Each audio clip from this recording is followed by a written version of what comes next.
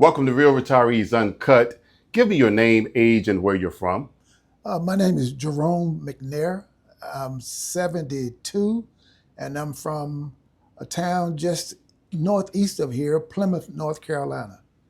All right, Jerome, when did you retire and from what career field? Well, I retired from the military in 2003, and then I retired from the civil service in 2017. Okay. Now, when you retired from the civil service and finally decided to hang it up, was there something in particular that happened that drove your decision to retire? You said enough is enough and it's time for me to go? Yeah, that's a very easy question.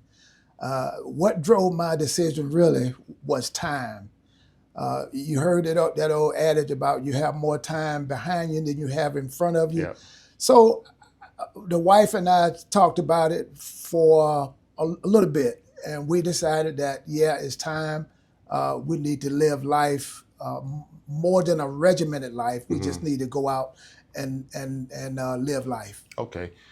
Well, as you were approaching that transition point, did you have any fears? Was there anything going on in your mind about whether it was the right decision or not? No, absolutely not. Fear wasn't the point, but it was more anxiety. I was kind of anxious to move to the next chapter of my life and in my career. So the next chapter was to enjoy my family and just enjoy life. So that's what we do now. Okay. Well, looking back over the last part of your career, as you look back, what are some things that you're glad you never have to deal with again? Well, if I go back to my military days, I would say the one thing that I'm absolutely glad that I don't have to deal with is field exercise. But on the other side, it was just time to retire, and I'm just enjoying it. Yeah. So for your second career as a civilian, anything that you're glad you no longer have to deal with anymore? People or politics or things like that? Well, yeah, there are some politics that involve not when I first came in, but as the world changes. Okay. I understand. Politics get a little more involved in. Yeah, and I'm glad that I don't have to deal with that. I don't have to bridle my tongue too much anymore. So we just leave it there. Yeah. Okay, well, let's shift gears. As you were approaching retirement and thinking about retiring, what was your approach to savings and what was your strategy that you used to make sure that you had enough to be successful in retirement? Yeah, savings was a huge portion of what the wife and I decided to do when we were very young in our career. Of course, I've been married now 51 years. So savings was a huge part of that. And we did it simple. Simple, I mean, we made a decision to start investing what wasn't huge back then, but to start to put something away for the future. Okay. And if you don't mind sharing with the audience, specifically, did you invest in stocks, bonds, mutual funds, TSP? What was your vehicle that you used to save? Well, once again, when back in '82, we started just putting money away, saving, and just making a vow that we wouldn't touch it unless it's an extreme emergency. Then after that, of course, when investing became more feasible and learning more about investment, then that's when I started investing not only stocks and bonds, mainly stocks and bonds is what I went to. Right. Now, during all this time that you were saving and investing, did you use a financial or tax advisor? Absolutely. I wasn't the smartest. They use that adage that I wasn't the sharpest knife in the drawer. So I had to find someone that would help me learn about this investment. Okay. And of course, I've always had USAA back since I think I'm 45 years into USAA now. Okay. So USAA, at some point, they started a financial planner person here in Fayetteville, and that's when I really got into investing with the financial planner. And of course now USAA no longer does that, so they switched that over to Charles Schwab, and so I invested with Charles Schwab to manage what funds I have. Okay. Um, now that you're in retirement, what do you use as your primary income sources to sustain yourself from month to month and year to year? Well, the wife and I are not huge. We're not huge spenders. We're not frugal, but we don't try to keep up with anybody. If we need it, we get it. So my financial income right now is basically what we get every month from my retirement, from my VA, from those sources. That's what we use as our day-to-day income. Okay. And it sounds like you have not had to tap into your investments yet. Absolutely not. Okay. Now, I often hear people say that after they have saved and invested for so many years, 20, 30, 40 years, they have a problem going from a saving mindset to a spending mindset. Have you experienced that? I don't. That don't bother me, because as I stated before, we do, and first of all, we get what we want. Mm-hmm. I mean, what? Let's put it like this: we get what we need, Right. and sometimes we'll splurge a little bit and get what we want. So I haven't have to really tap into my savings as of yet, because enough from enough of my income comes from my retirement that I haven't had to do that. Okay. Are you familiar with required minimum distributions? I am. Okay. So how are you planning for RMDs that you're approaching now within the next, I think, probably 2 or 3 years? Yeah. How are you planning for that?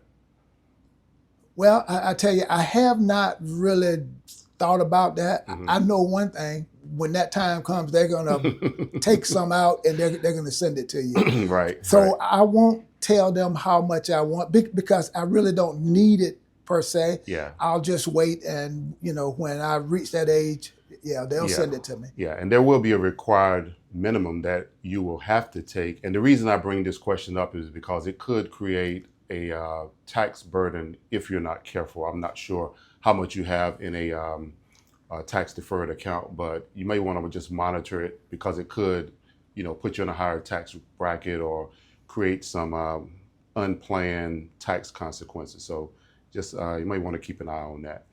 Um, you mentioned, well, we haven't talked Social Security yet, but I'll ask you now, at what age do you plan to take Social Security if you haven't taken it already? Have you already taken it? Yes. Okay. All right. Well, let me ask you another way then. What age did you take it, and why did you take it at that particular age as opposed to waiting until a time like now at 70 years old? Okay. Great question. I took it at 66. Okay. That back during that time, 66 was my maximum. Well, was the year that you would maximize your Yeah, Social Security. For retirement age. Yeah, your full retirement age. So that's what that's what the wife and I had decided to do. We didn't really, once again, we really didn't need the money. And I know some people say, well, you might not live to get 66. You might not live to get to your full retirement age. Mhm. Well, you might not live to get 62 either. So Right. we just decided to wait, and I'm in decent health. So I think it worked out for us. So if you waited until 66, why didn't you wait until 70? I might not make it to 70. So it goes back to the statement you made. It's all a gamble, and Right. it's all personal Yeah. choice. Healthcare. What are you doing currently for healthcare, life insurance, and maybe long-term care insurance?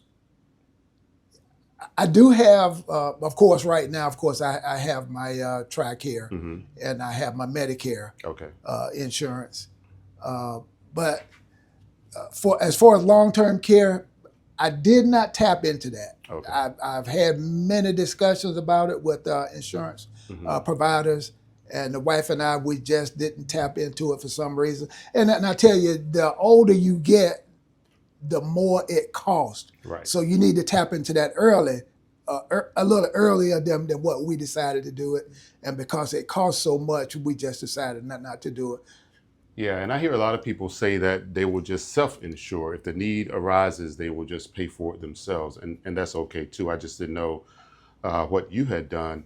Um, but I want to ask you, what's your thoughts on paying off a mortgage? I'm not sure if you still have a mortgage, but I hear some people say if you do have a mortgage and the interest rate is, low, let's say 3%, it may not be a good idea to pay it off versus if you have a higher percentage, go ahead and pay it off. So do you have a mortgage, and what are your thoughts on paying off a mortgage? I do not have a mortgage. Okay. And one of the things that I did, my wife and I, we concentrated on paying off our mortgage early Mm-hmm. because after I retired, I did not know, and that's the unknowns. You don't know what you're going to have coming in. You don't know what your second job is going to look like. If you have a healthy mortgage, Right. understanding, I did look at one thing, understanding that if you have a $400 mortgage for 30 years at a 5% rate, Mm-hmm. you're going to pay almost $800,000 after 30 years. Yeah. So I decided, to me, the common sense way, if you can do it, make that extra payment, ever how you do it. I use my deployment money, and I paid off my mortgage, so we're debt free. Okay. Praise the Lord. Yeah, and that's a good thing. Um, have you done any estate planning? Do you have a will, trust, or power of attorney in place? I have a will, and I do have a power of attorney. We've planned several times to go down to an attorney Mm-hmm. to do our estate planning. And that's one thing my wife is really on me about. She said we need to do that. So that's in the very near future. Okay. Well, let's shift gears once again. Now in retirement, what is a typical day like for you since you have all this free time on your hands? See, and that's where people get confused about retirement. Right. You don't have a lot of free time. Well, the one thing I'll say, don't let people use your time. Right. Because people think, just like you just said, they say, oh, you got all this free time, so they'll call you to help you do this, help you do that, Yeah, and before you know it. Want to get you to smile for the camera. Okay, before you know it, the day is over. Yeah, but what is your typical day like? A typical day, I get up in the morning. Of course, I do my morning prayer, my morning study, Mm-hmm. and then after I sat with my wife up for just a little while because I'm really not a bed person. Okay. I have to get up and move around. So I come down to downtown where I have a nonprofit. Okay. And I work here 4 days a week, sometimes 3 days. But the one thing about this nonprofit is that I'm really not tied where I have to come down Mm-hmm. because now we can work from home. Right. Right, we can do remote. And it sounds like you have the flexibility to do it if you want to do it, or if you don't want to, you don't have to either. That's so it right. sounds like you have the flexibility. And a lot of people say that you're not really retired if you work in retirement or work after you leave the previous job. But I also hear, on the other hand, that it's your retirement. You have the flexibility and the freedom to do whatever you want to do, and if that includes a part-time job or a nonprofit, then that's what it is. So I'm glad that you further confirmed that. Well, what do you enjoy most about retirement? Now that you have basically stopped working full-time, what do you enjoy most about being retired? I enjoy not having the constraints of you have to be at work today. You have to be here at a certain time. You don't have to fight the hustle and the bustle, Mm-hmm. the traffic. If I say I don't want to come in tomorrow, I call my friend and I say, Jimmy, I won't be in the morning. Yeah. I may come in the afternoon. It's not a problem. Okay. And as I stated, being able to do what we do from home is crucial. Mm-hmm. Because when COVID hit, that's what everyone did. Okay. I couldn't figure out how people work from home. when COVID hit. They said, "Oh, we work from home." Yeah, you out there cutting the grass, you doing this. But now I know you can put your time in at home and work. Oh yeah, the evolution of technology. Yes. Right. Have you had any major lifestyle changes? Have you moved? Have you downsized? Have you started traveling more? Anything that you weren't doing when you were working? Uh, we haven't traveled like we should. Hmm. That's it. I'll say that's in the plans, but we don't know how long we're here. So I really want to get that part of my life started. We're not looking at downsizing. My wife wants to upsize, so we had to work on that part. Yeah. And as you know, everything is so expensive now. Right. So Right. yeah, so we'll give it some time. Okay. Well, have you developed any new hobbies, new interests, or new skills since you've retired? Wow, my hobby now, if you can believe it or not, I'm a I'm an outside person. I love my grass. I love my flowers, and I just can't imagine that because when I was growing up, I lived with my grandparents, and my grandmother was a flower lady. Hmm. And what she would tell us is, we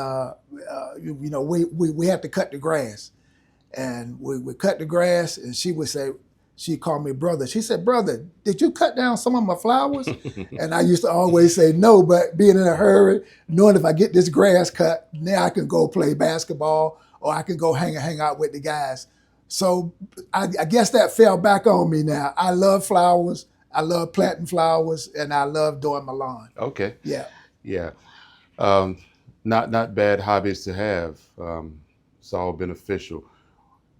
What has been the best trip that you've taken, or the best activity that you've done since you retired? Okay. Now I just told you that we don't do a lot of traveling, Hmm. but I would say the best one we did take a cruise. Okay. A young man and his wife invited myself and my wife to go on a cruise. Had a wonderful time, and I guess the best time also. Not only was it a trip, but it was a momentous trip. My brother just retired from the Navy, 37 years in the Navy in Jacksonville, Florida. So December last year, we went down there and we stayed for a week and we just had a blast. Okay. Yeah. Yeah. Well, with all the grass cutting that you do, how do you maintain your physical health otherwise?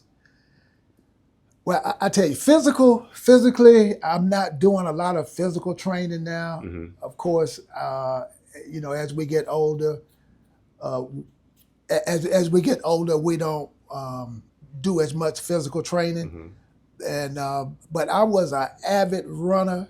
I love to run, and I love playing racquetball. So of course, I can't do any of that now. Okay. About 6 years ago, I lost my hearing in my right ear, so that throws off my equilibrium when Hmm. I'm trying to do things. So, Yeah. yeah, and but mentally, uh, I read. Of course, I'm working down here every day. Well, every day that I want to work, and I don't call it work, but every day I want to come in. Right. Okay, let Right. me rephrase that. Okay. But yeah. All right. Well, what has been the biggest challenge, the biggest surprise, or the biggest expense that you've had since you retired? If there are any, there may not be any. Well, around home, there are always going to be some expenses because if you own a home, you're going to always be doing something. Hmm. So of course, replacing the air conditioners. But in July last year, my wife and I celebrated our 50th wedding anniversary, and I really wanted to do something big. I wanted this big, extravagant 50th anniversary, and my wife did not want to do it. So I went out and I went to the Mercedes dealership. She and I on her anniversary day because there was a car in Raleigh, and the gentleman says, "Yep, I have it for you." I said, "I'm on my way." As we were traveling, he called me. He said, "Someone just sold it." So I came back and I went to the dealership here, and there was a S580 on the showroom floor. Okay. Now that's a decision that was, I don't know, something just overtook me there. But 50 years of marriage, and my wife deserves it. So Yeah, yeah, yeah. we did that. Okay, that is a big expense, but again, it's your choice, it's your retirement, it's your money. You do what you want to Absolutely. do with it. Well, looking back, do you wish that you would have retired sooner or later? Or do you feel that you retired at about the right time? I think I retired at about the right time because I was still in decent. Well, I was in good physical condition when I retired because I mean I was still racing, going out and chasing runs here and there and doing marathons. So I retired right at about the right age. But old Father Time has a way of catching Yeah. up to you and slowing you down. Right, right. Well, along the same lines, looking back, if you had to do it all over again, would you do anything differently to better prepare for retirement? Planning is a key thing for retirement. The wife and and I keep including my wife because we are a team. The wife and I discussed our retirement, and I'm sure that I did it right at about the right time. I wouldn't do anything different from what I did. Okay. Well, how would you define retirement success? If you had to put it in a few words or a sentence or two, what is your definition of a successful retirement? Health, health. After you do 40, 50 years of work, you retire, and now you're broke. Hmm. I don't mean broke monetarily, physically broke. So if you can retire at a good age and you're still physically able to get out and move around, play with your grandkids, and just have a great time, I consider that's success. Yeah, health is wealth. Health, Yeah, it does you no yes. good to have all the money you can't enjoy it, right? Wow. I've heard that several times. But finally, if you had to give advice to someone that's maybe 5 to 10 years from retirement and they came to you for some advice, what would you tell them? And it could be something that we haven't talked about. The simplest thing that I could tell them is plan. If you're married, plan together. If you're single, make a plan. Without a plan, you would definitely fail. That's an old adage, but it is so true. Come up with a plan of what you want to do. Save. Always look at, I'm going to retire 5 or 10 years from now.